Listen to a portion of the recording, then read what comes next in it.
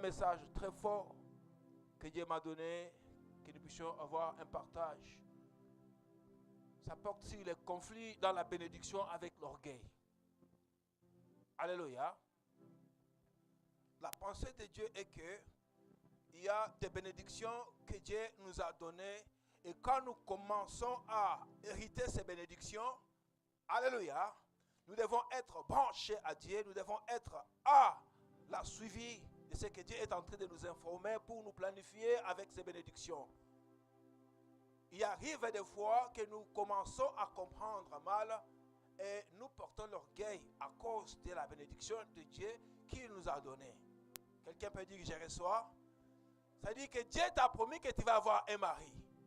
Alléluia. Quand le mari est arrivé, c'est à toi de remercier le Seigneur. Amen. Dieu, voilà, le mari est arrivé, tu aimes ton mari, et puis voilà, c'est un cadeau de Dieu. Mais il y a des fois que quand le mari arrive, amen, l'orgueil maintenant te prend, tu commences à montrer au même mari que Dieu t'a abandonné que voilà, moi aussi, je suis quelqu'un. Amen. Tout comme il y a aussi des frères qui ont prié que Dieu aide-moi avec une femme, un talent, qui peut m'aider dans ma vie, et Dieu apporte une dame à côté de toi, alléluia, au lieu de comprendre que ça c'est un cadeau de Dieu, et remercier le Seigneur et continuer la vie, tu commences à faire montrer un orgueil humain à la femme, qui fait voir que non, moi aussi, le moi. Est-ce que vous comprenez le message? Voilà, cet orgueil qui n'est pas de Dieu peut mettre en conflit la bénédiction que Dieu vous a donnée, peut être en conflit avec le ministère que vous êtes en train de running. Nous avons vu cela dans le ministère. Dieu vous a donné une vision, comme il nous a déjà donné une. Alléluia. Que la vision de l'Église des nations, Jésus-Christ, l'Église des nations, c'est une vision dans le corps de Christ pour amener que la volonté de Dieu soit exécutée sur la terre. Amen. Parce qu'il y en a des églises qui sont politisées. Il y en a les églises qui sont sataniques. C'est un combat sur la terre, n'est-ce pas?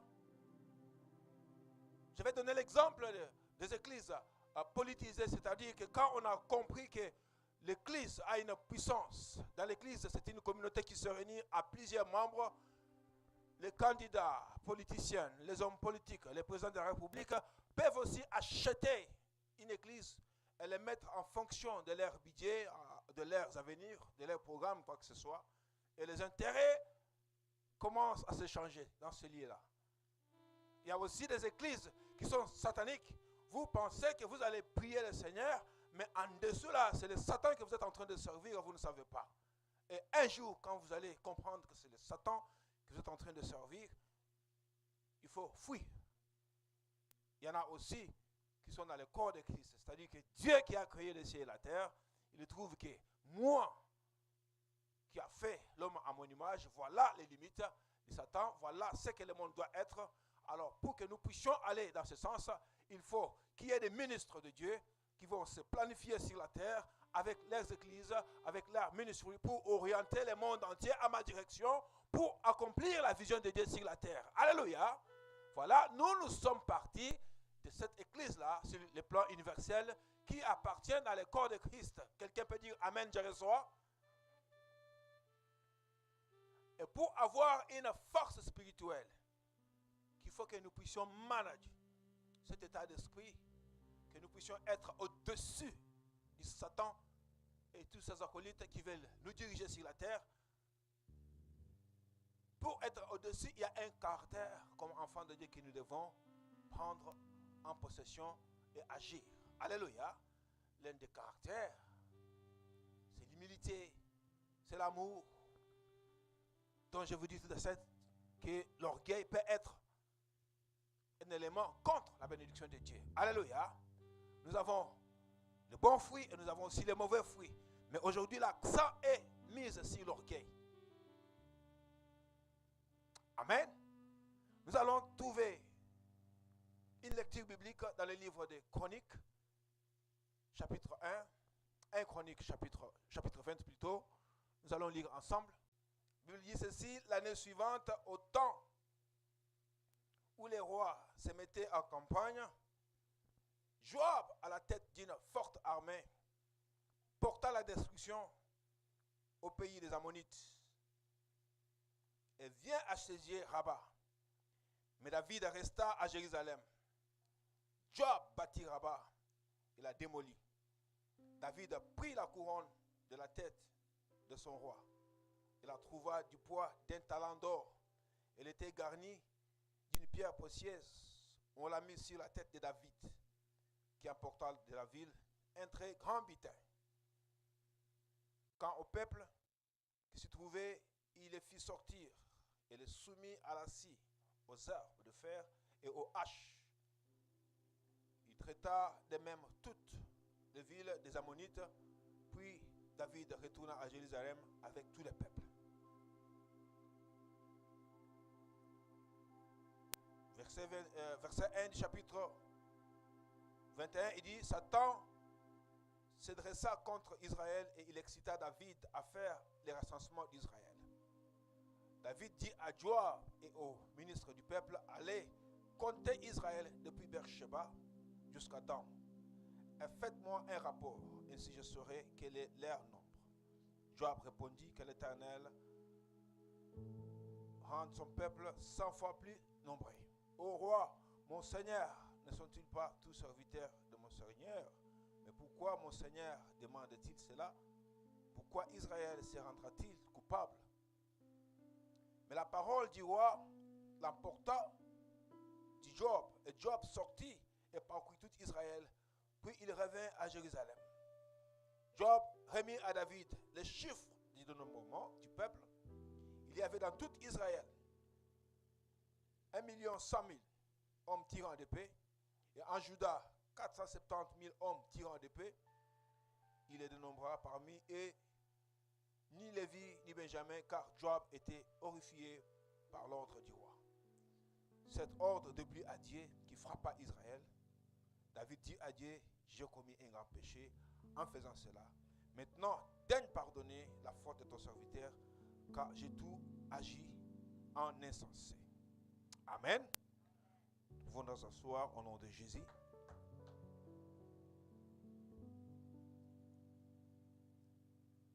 David n'avait pas fait mauvaise chose dans ce chapitre. Alléluia. Or, dans la promesse de Dieu, Dieu a promis à Abraham que tes enfants seront plus grands que les sables au bord des eaux. Alléluia. Il dit à Abraham, ouvre tes yeux et regarde, jusque là où tes yeux vont se limiter, je te donne la possession.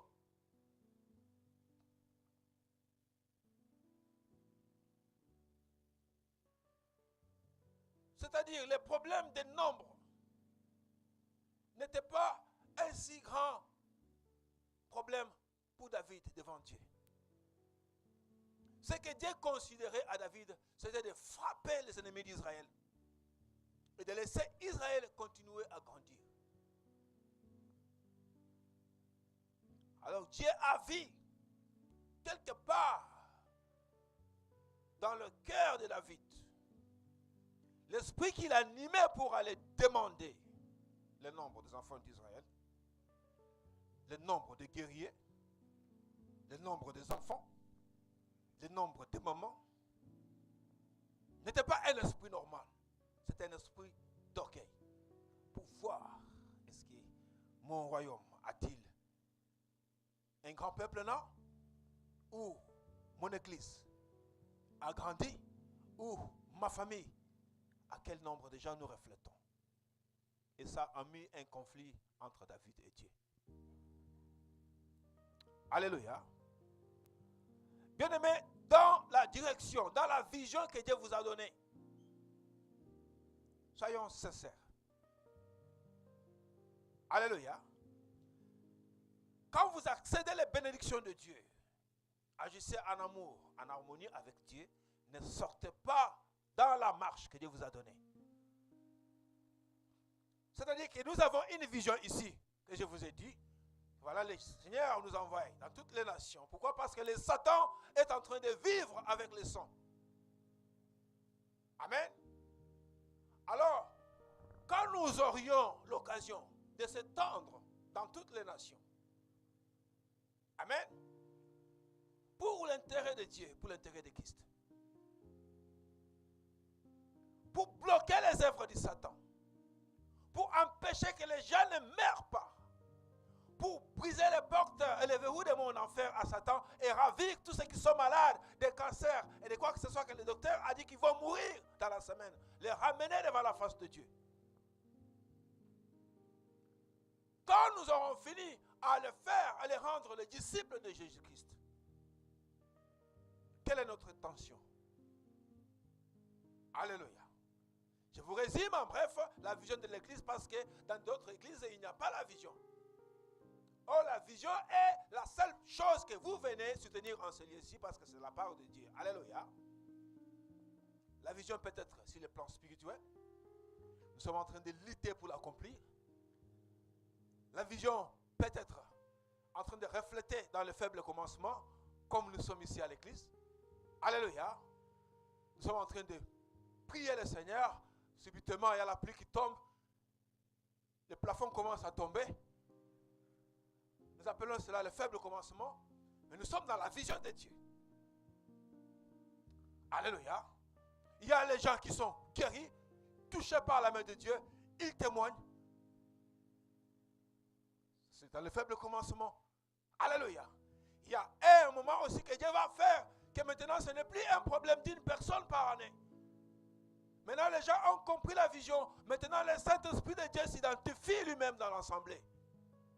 Les gens commencent à s'aligner dehors pour recevoir la grâce de Dieu. C'est-à-dire que le moment où la vision commence à prendre son élan sur le plan physique, il y a aussi le succès dans la vision. Quand nous avons atteint l'objectif du Seigneur. Alléluia. Là où le Seigneur a mis maintenant le succès et les ailes. Pour que tout le monde a vu, voilà, là, il y a des grandes choses qui se passent. Après cela, quelle sera notre motivation? Alléluia. Alors, l'orgueil, c'est quelque chose que Satan aime cacher derrière les hommes et les femmes et les enfants.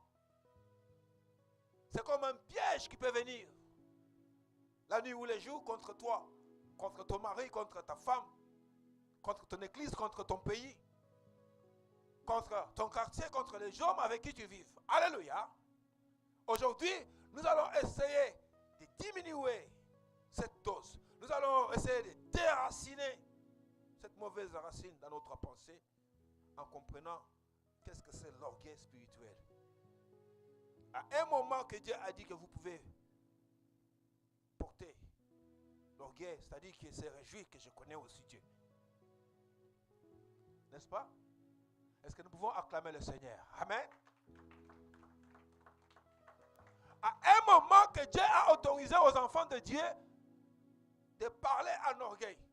C'est-à-dire que quand je dis que je connais Dieu, alléluia, et les gens te demandent quel Dieu qui te connaît, le Dieu d'Abraham et le Dieu que je sers. Et tu portes ce costume de Dieu en toi, et les gens voient en toi que voilà, cet homme parle de la part de son Dieu. Quelqu'un peut dire Amen?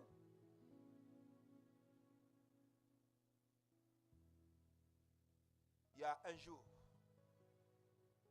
les chars de l'Éternel étaient en train de partir. Vous vous rappelez l'histoire? Un des enfants d'Israël, il a serré la main pour empêcher que les chars ne puissent pas tomber.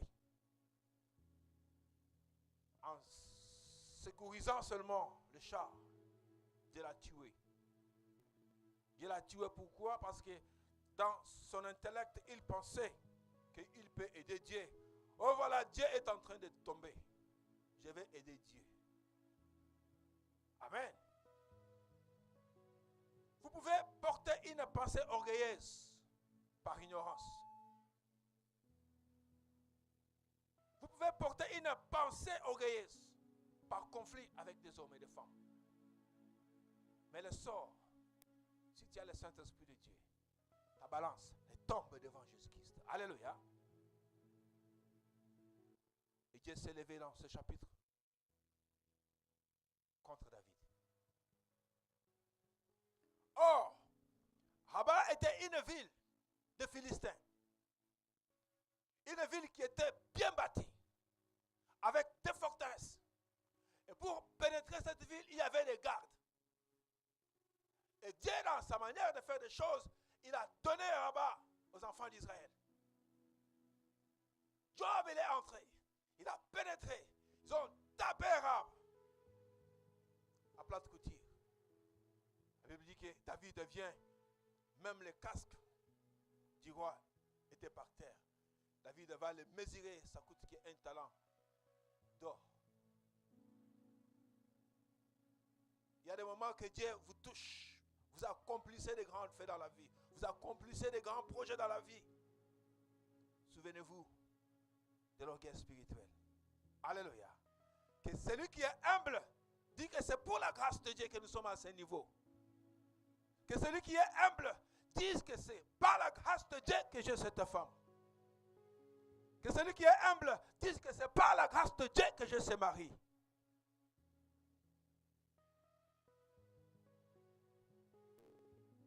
Je me retrouvais avec le pasteur de Vermont, une nuit en train de causer face à face.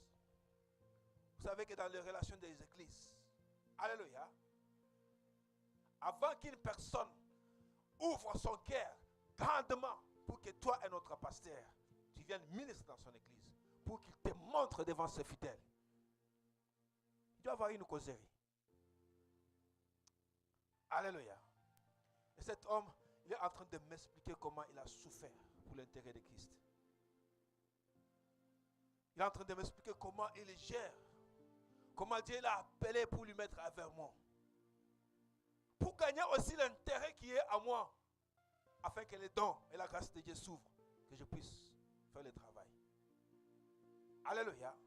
Pendant ce temps-là, mon équipe est dehors. Nous sommes one-on-one dans l'office en train de causer.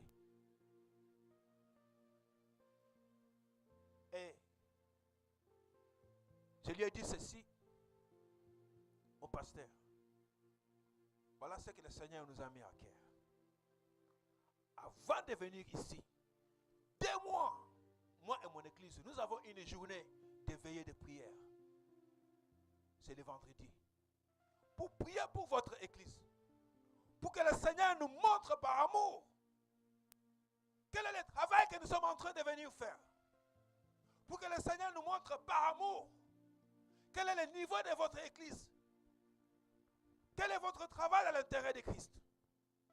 Nous ne sommes pas venus vous présenter une groupe pour un spectacle. Alléluia. Nous nous sommes engagés pour venir présenter un travail selon l'ordre établi par Dieu. Et c'était sans orgueil. L'homme de Dieu me serre la main. Il me dit, Pasteur Moïse, demain, c'est votre journée. C'est la fin. J'aimerais que vous preniez la charge. La modération de l'église. Le culte de l'église. Sauf le communiqué. J'étais là en train de voir. Seigneur, nous sommes venus d'Atlanta, Georgia. Voilà, c'est la dernière journée. Qu'est-ce que nous allons faire? Alléluia. Je suis en train de vous montrer les pas de l'humilité dans le travail de Dieu. Amen. Ils ont vu la sagesse que nous avons amenée dans le Seigneur. On n'a pas aussi demandé quelqu'un l'argent avant de déplacer pour aller devant, pour aller à Vermont. Nous avons déplacé avec le corps de Christ dans les possibilités que Dieu nous a données pour amener un service de la part dans le corps de Christ. Nous allons voir comment Dieu va châtier David. Nous allons encore nous mettre debout, si je vous demande.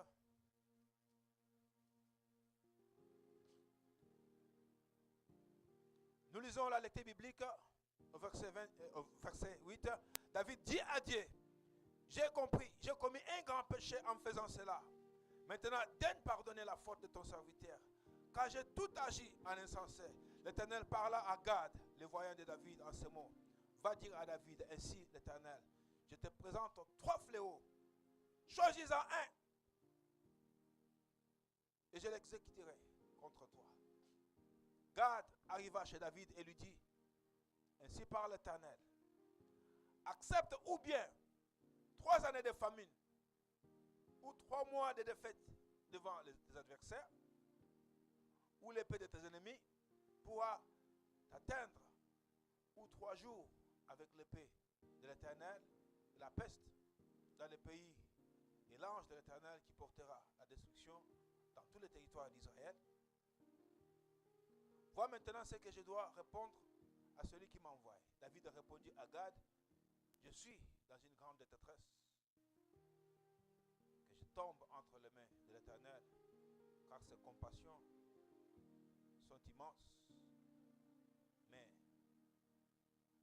que je ne tombe pas entre les mains des hommes. Verset 14, l'Éternel fit servir la peste en Israël, et il tomba 70 000 hommes d'Israël. Dieu envoya un ange à Jérusalem pour la détruire. Et comme il la détruisait, l'Éternel regarda et il y eut du regret et de ses malheurs. Il dit à l'ange destructeur, assez, retire maintenant ta main. L'ange de l'Éternel se tenait près de l'air, d'Ornan, les Jébusiens. David leva les yeux et vit l'ange de l'Éternel qui se tenait entre la terre et le ciel, son épée nue à la main, tournée contre Jérusalem. Alors David et les anciens, revêtus du sac, tombèrent le visage contre terre. David dit à Dieu, mais ce n'est pas moi qui a dit de recenser le peuple, c'est moi qui a péché et qui a fait le mal. Mais ce peuple, qu'a-t-il fait? L'Éternel mon Dieu, que ta main soit donc sur moi et sur ma famille, et qu'elle n'inflige pas une plaie parmi ton peuple. L'ange de l'Éternel avait dit à Gad de parler à David, afin que David monte pour élever un autel à l'Éternel sur l'air, d'Ornan, les Jébusiens. David montant, selon la parole que Gad avait dite au nom de l'Éternel. Ornan se retourna et vit l'ange. Ses 4 filles se cachèrent avec lui. Ils foulèrent alors du froment. Lorsque David arriva auprès d'Ornan, Ornan jeta un coup d'œil et vit David. Il sortit du l'air et se prosterna devant David, le visage contre terre. David dit à Ornan, cède-moi l'emplacement de l'air pour que j'y bâtisse un autel de l'Éternel. Cède-moi contre sa valeur en argent afin que je l'aie, afin que la plaie se retire du peuple. Ornan répondit à David, prends-les et que mon Seigneur le roi fasse ce qui lui semblera bon. Vois, je donne le bœuf pour les holocaustes, les œufs pour le bois et les froment pour l'offrande. Je donne tout cela. Mais le roi David dit à Ornan, non, je vais l'acheter en bonne et due forme contre sa valeur en argent, car je n'apporterai pas à l'Éternel ce qu'il y a à toi pour offrir un holocauste gratuit. David donna à Ornan un poids de 600 cycles d'or pour l'emplacement. David bâtit là un autel à l'Éternel et offrit les holocaustes et les sacrifices de commission. Il invoqua l'Éternel et l'Éternel lui répondit par le feu qui descendit du ciel sur l'autel de l'holocauste. Alors l'Éternel parla à l'ange qui remit son épée au four. À cette époque-là, David ayant vu que l'Éternel lui avait répondu sur l'air d'Ornan, les Jébusiens y offraient des sacrifices. Mais le tabernacle de l'Éternel construit par Moïse au désert et l'autel de l'holocauste était alors sur les hauts lieux de Gabon. Or David ne pouvait pas y aller pour consulter Dieu parce qu'il était inquiet à cause de l'épée de l'ange de l'Éternel. Amen. Vous savez que l'orgueil, c'est quelque chose qui va inciter, c'est un goût qui va inciter à engendrer certains effets, ou je peux dire, après que l'orgueil vient, s'arrange des autres péchés que vous allez mettre en combinaison pour maintenant commettre un acte que nous appelons l'orgueil. Alléluia. C'est-à-dire que quand un orgueilleux, je donne l'exemple, un orgueil d'un véhicule. Nous savons qu'en Amérique, toutes les voitures, ce sont les moyens de déplacement. Amen. Tu peux conduire les Hummer. Je quitte Ponce de Lyon pour aller à l'aéroport. Nous allons arriver au même moment. Tu conduis Toyota Corona, on va arriver au même moment. Tu conduis Saab, Mercury, Dodge. Amen. Mais celui qui va conduire, quelle est la bonne marque maintenant, exaucée, de voiture? Rolls. Prenons l'exemple de Rolls. Mais celui qui marche avec Rolls, hey, quand l'orgueil va l'emporter, il va chercher à monter sa main, qui est courte, maintenant la main va devenir grande, pour qu'on le voie dehors. Il va chercher d'amener les cigares, pour qu'on voit que, voilà, il y a un bonhomme qui marche ici. L'attraction, il y a des fois que je vois comme ça, quand il conduit une bonne voiture, il prend un cigare, il met là-bas, c'est long. Et les gens, ils ont peur, on va dire, voilà, c'est un gros bonhomme qui passe. Amen. Après, si tu es un enfant de Dieu, après que tu es enflé de cet orgueil, il y a des autres péchés que tu vas apporter et Satan aussi ne va pas te laisser faire. Tu vas te faire attraper une attraction dehors. Satan est là au coin, il aime aussi les cigares là. Il y a des femmes prostituées aussi qui aiment cette position, qui aiment des hommes qui ont des cigares avec de grosses voitures. Ils vont t'arrêter. Et nous aimons ce style-là. Prends-nous avec nous. Voilà, l'orgueil a commencé à la voiture. Il y a une combinaison des autres péchés qui va faire que tu vas te retrouver quelque part. Vous savez, il y a un jour, nous sommes dans l'église, il y a un frère que nous avons amené pour aller prendre le cerf de l'église. C'était à 10h, l'église commence à 11h. Nous avons demandé le frère parce qu'il avait une belle voiture. Mais nous ne savons pas que la voiture aussi pouvait l'amener dans des problèmes.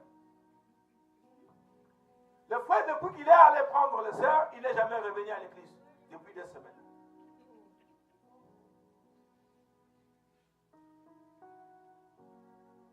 Et quand on fait l'effort pour l'interviewer, il nous dira que quand il a parqué à la porte, le cerf était à l'étage, ils l'ont vu. On lui a amené dans la maison. On lui a dit que tu as une belle voiture. Attends, moi je ne suis pas prêt. On lui a présenté le café. Il a bu le café, on lui a présenté le thé, il a bu le thé. Pendant que le cerf commence à se maquiller. Le cerf s'habille. Il y en a un, c'était 3 cerfs, ils se sont arrangés. On n'a pas compris. L'arrangement, le maquillage, ça a pris tout le temps de l'église. Le frère n'a pas pu venir à l'église à cause de la voiture. Et ils ont taillé les autres amitiés à part à l'intérieur de l'église. Et voilà, 2 semaines, il ne vient pas à l'église. L'orgueil. J'ai dit, frère, tu es un bon combattant ou bien un mauvais combattant?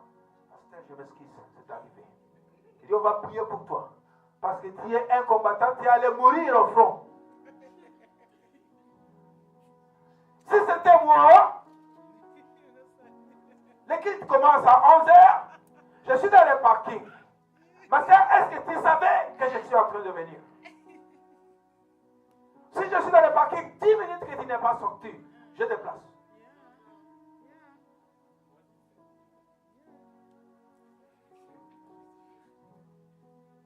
Alléluia. S'il y a des sœurs ici à l'église, que vous savez que le culte commence à 18h, qu'il y a un frère qui va vous prendre à 17h, vous n'allez pas commencer à vous maquiller pour faire attendre le frère jusqu'à 40 minutes de votre maquillage. Ça aussi, c'est de l'orgueil. Alléluia. Ma soeur, tu vas te faire jolie, mais quand tu vas revenir en retard ici, moi je ne regarde pas dans les maquillages. Je vois à quelle heure tu es arrivé au culte. Et je te dis que toute fois que tu as fait cela, tu n'étais pas content. Alléluia. Est-ce que nous pouvons acclamer le Seigneur, s'il vous plaît, au nom de Jésus?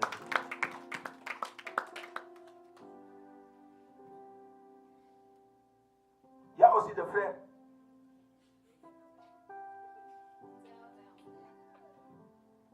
Alléluia. Aujourd'hui, c'est les slim fit. Vous trouvez un frère en train de chercher les habits à porter. Il y a un pantalon là qui est bon à porter. Il ne veut pas prendre ça parce qu'il est temps d'aller à l'église. Pour aller à l'école, il ne porte pas ce pantalon-là. Ça, c'est spécial pour l'église. L'église n'est pas faite pour des mannequins, bien-aimés. Alléluia. Tu vas voir le frère, il entre à l'église avec un pantalon collant. Tu peux voir les os et les squelettes. Et les démarches changent. Vous pouvez voir l'orgueil au travers de l'habillement. C'est pourquoi la Bible dit nous devons nous habiller d'une manière décente. Alléluia. Parce que après les goûts que vous avez, tu vas attirer quelque chose de ton extérieur. Et le Satan a déjà vu l'impression que tu lui communiques. Alléluia. C'est-à-dire que dans le monde spirituel, nous avons un combat. Les démons sont invisibles, ils sont partout. Ils voient que non, ça c'est l'Esprit de Dieu. Non, les pantalons du frère là, il va à l'église, mais ce n'est pas l'Esprit de Dieu. Celui-là, il nous appartient. Frère, come here. Where you going? I'm going to the church. Wait a minute. Le frère allait à l'église, il a oublié qu'il allait à l'église.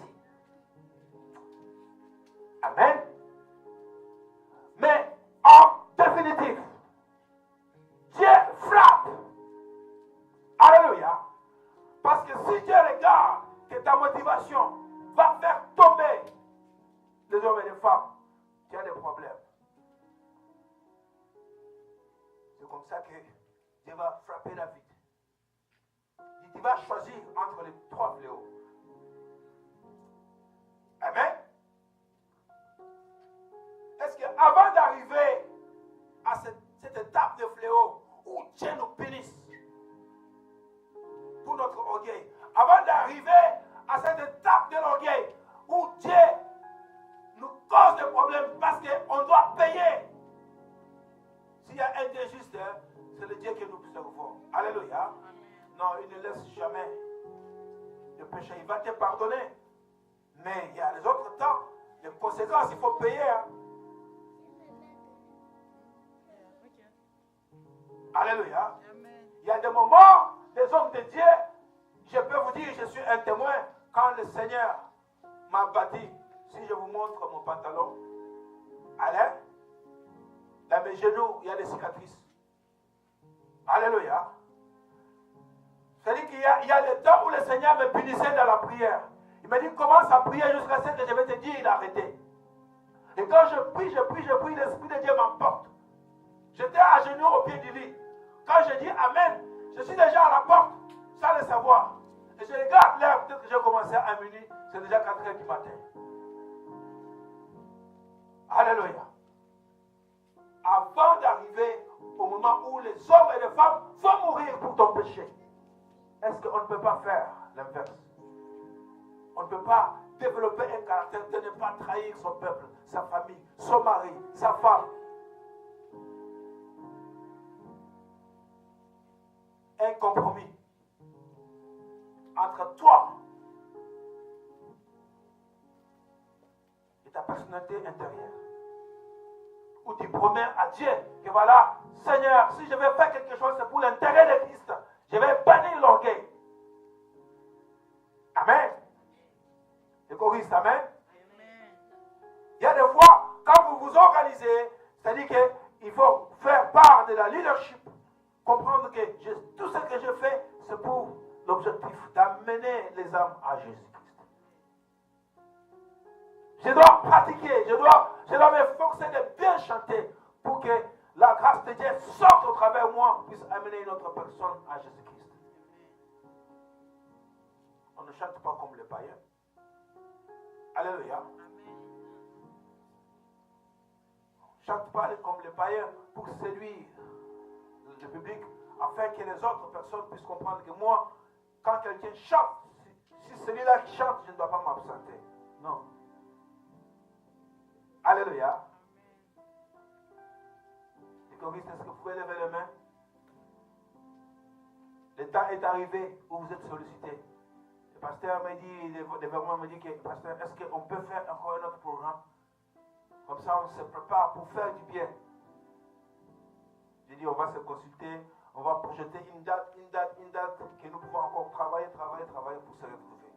C'est normal, n'est-ce pas? Donc, ok. Bien aimé, dans ces 15 minutes qui nous restent, nous allons faire une étude appropriée. Combien de fois Dieu t'a réprimé pour quelque chose? Quelque chose que tu as commis ou que les personnes de l'extérieur t'ont parlé que voilà, tu as un caractère comme ceci, comme ça. Quelle est ta réaction? Alléluia.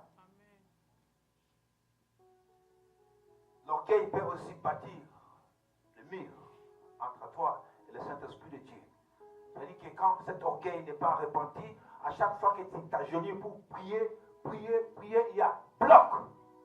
Le Saint-Esprit de Dieu ne parvient pas à t'ouvrir. Tu ne peux pas voir la gloire de Dieu. Alors il faut faire une repentance sincère.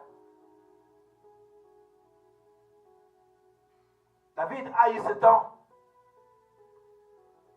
Quand il voit l'ange de Dieu commence à frapper, la Bible dit qu'il y a eu 70 000 personnes que Dieu a frappé à cause d'un dénombrement. Quelque chose qui ne coûte rien. Alléluia. C'était un problème politique, mais David était en même temps un homme spirituel. Mais Dieu va le juger pour quelque chose de rien du tout. Mais alors, les autres hommes qui commettent des péchés, jour et nuit, et que nous sommes enfants de Dieu. Quand Dieu nous punit, quelle est ta réaction? Alléluia. À cause d'un péché dans ta maison, Dieu peut frapper tes enfants. À cause d'un péché dans un pays, Dieu peut amener là le fléau dans la population. C'est comme l'exemple des autres rois qui vont chercher des magies pour envoûter tout leur peuple afin de devenir le président de la République. Et vous pensez que les gens sont bénis et le président il est en train de conduire le peuple alors qu'il a voué toute cette nation à Satan. Une porte ouverte pour que le Satan travaille. Mais Dieu ne peut pas dormir. Je vous donne l'exemple de ce qui est arrivé en Haïti, n'est-ce pas? Il y avait un président qui faisait le voodoo. Il sacrifiait ses enfants et les enfants de ses amis. J'ai parlé de ça plusieurs fois. Nous sommes en train de prier ici. Le Seigneur dit intercédez pour Haïti.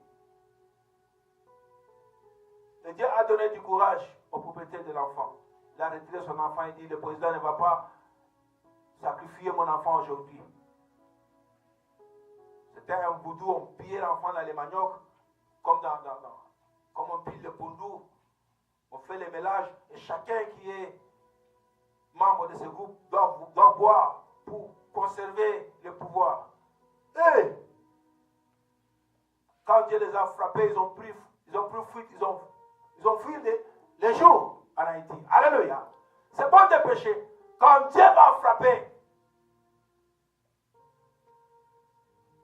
il faut fuir. S'il y a quelque chose que tu sais, qu'il y a une porte ouverte, où le diable a pénétré, où ça fait un conflit entre toi et Dieu, nous allons nous lever ensemble pour nous repentir. Alléluia. Le moment est arrivé où Dieu a une vision en toi, où Dieu veut t'élever, où Dieu veut résoudre ton problème. Mais il y a des choses. Ce qui est innocent glorifie Dieu. Mais si tu sais que tu es aussi parmi ces hommes-là, par hasard tu as connu une faute, ou que ton péché a fait tuer un membre de ta famille, ou ton péché a fait tuer ton mari, commence à te repentir maintenant au nom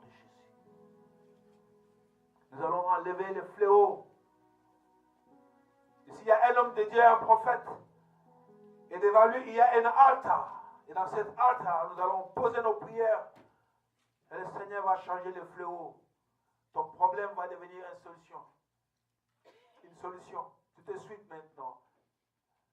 Levons nos voix et prions le Seigneur. Dis Seigneur, pardonne-moi pour l'orgueil spirituel. Pardonne-moi pour ce que j'ai fait tuer dans mon pays.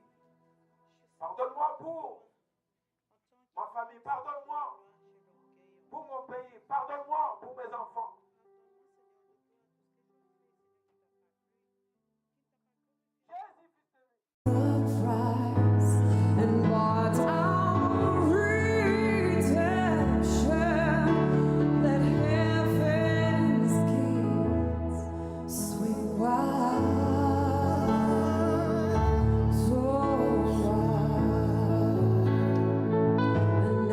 There is power.